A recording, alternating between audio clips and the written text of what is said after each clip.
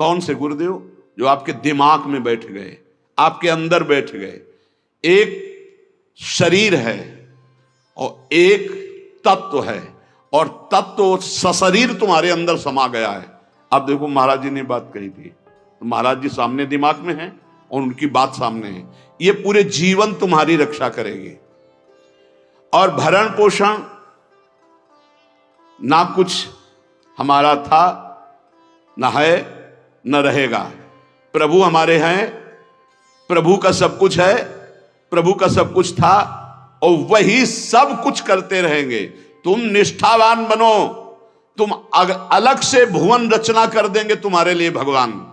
एक छोटे मोटे स्थान की बात क्या, अलग से तुम्हारे लिए भुवन रचना कर देंगे। यदि गुरु निष्ठा वाले हो तो विश्वास कर लेना, पहले तुम्हारा विश्वास का परीक्षण होगा, और परीक्षा में पास हो गए तो भुवन के भुवन तुम्हारे कर देंगे। अनंत ब्रह्मांडों के मालिक हैं। तुम अपने जीवन की परवाह करते हो, इसका मतलब तुम शरणागति में अभी कलंक लगा रहे हो। मेरा प्रभु बचपन से कह रहा हूं, इसीलिए बोल देता हूं, यह अहंकार बना ही रहेगा। बचपन से हम जिनकी शरण में, उनके दुलार को आज तक देखते रहे। कोई एक साथी नहीं रहा कि हमें 10 कदम भी हाथ पकड़ कर चला दे। 13 वर्ष की अवस्था कोई अवस्था होती है, ज्ञान विज्ञान संपन्नता होती है, और उसी समय से गंगा का किनारा पकड़ा, और आज तक मेरे भगवान मेरे साथ ऐसे करुणा कर। तो वो भगवान क्या तुम्हारे नहीं है? क्या तुम्हारी शरणागति का वो पालन नहीं करेंगे? फिर ये प्रश्न क्यों हो जाता है मुझे किसने संभाला बचपन से अभी तक? किसने संभाला?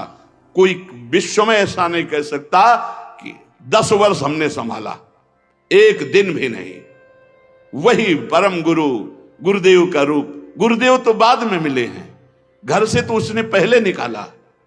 सूक्ष्मता से देखिए, उस जगत गुरु ने घर से निकाला वैराग्य दिला के, उस जगत गुरु ने भ्रमण कराया, फिर गुरु रूप से मिले, फिर हमको सतमार्ग में चलाया, फिर अंतर ध्यान हो गए, फिर सदगुरु रूप से आगे मिले, फिर पला, फिर सदगुरु रूप से आगे, वो आगे आगे बढ़ता चला जा रहा है। वही परमात्मा तत्व। वो क्या तुम्हारा नहीं है?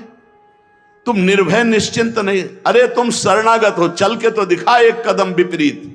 अगर थोड़ी भी शरणागत हो गए तो एक कदम तो विपरीत नहीं चल सकता जीवन में, यदि शरणागत है।